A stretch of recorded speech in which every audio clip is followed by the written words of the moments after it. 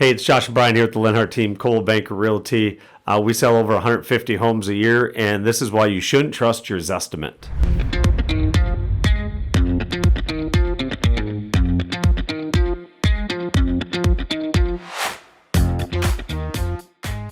So I had a gal call in, and she goes, "Hey, I'm looking to get an evaluation on my house or a cabin that is owned by a few of her family friends, on Forest Lake." Yep. And as she called, she's like, "Hey, I just want to let you know, like, we're not planning on selling it or anything.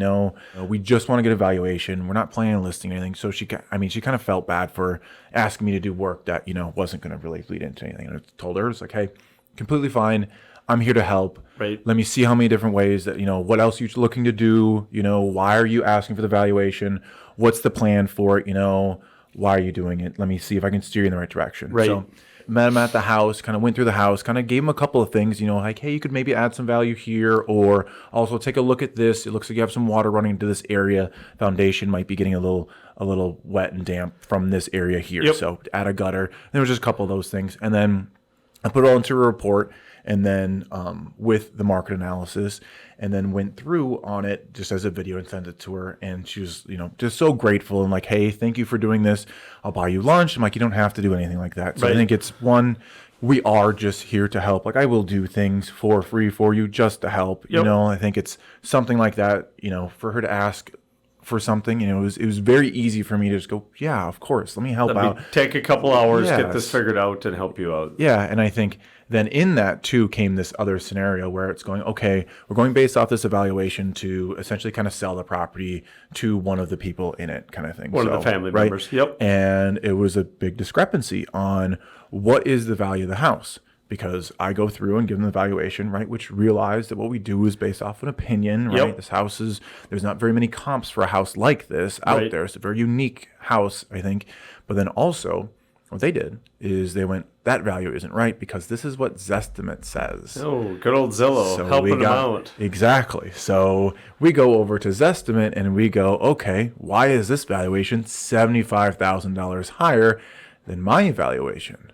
Well, who's right in this situation gets into a completely different debate. But Yep. on that, realize when it comes to a Zestimate, that is just an automated system guessing at what your house looks like, guessing what the market value would be, guessing what the good comparables are. They're going based off from factual things like square What's on footage, the beds, tax value. bathroom, tax records, your lot size, not taking into account your condition, quality, views. Do you back up to a major road? I mean, there's so many other factors in there that Goes Zillow into doesn't take how it we value a house, Yes. but also this is right. That property hadn't transferred ownership in decades. Like Right. there's no Right. good Recent information right. on what is actually in there. Of course, it's incorrect, right? Right. And I think that sometimes people use that too much of like, this is what our houses were. But I'll also tell you this, right?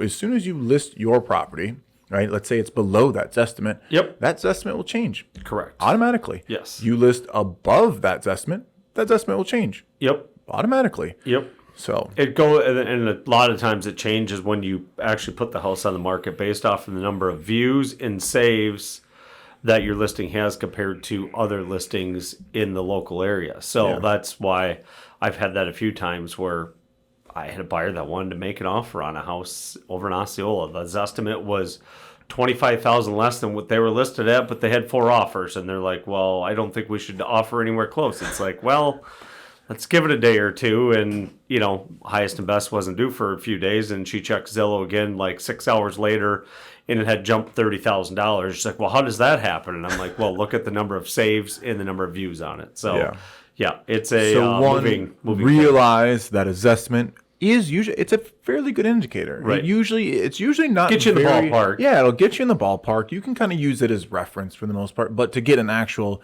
accurate number of what is the sale price for what is most likely this going to be, it just can't be done any other way. Right. There's so many other factors that we look into Right. that Zillow could never know. Right. There's so many more things that come into going, what will a buyer pay for this? Correct. Right. And that's what you have to do. And it takes sometimes a little bit of gut feeling of like, this is what I know buyers do, like Right. in this area at this Right. time of year, or so many things get factored in there than just the, oh, what's the bedrooms? What's the bathrooms? What's the size? Yep. Where's it located? Okay, we just need those 3 things. And then here we go. Here's 15 that look like that. Right.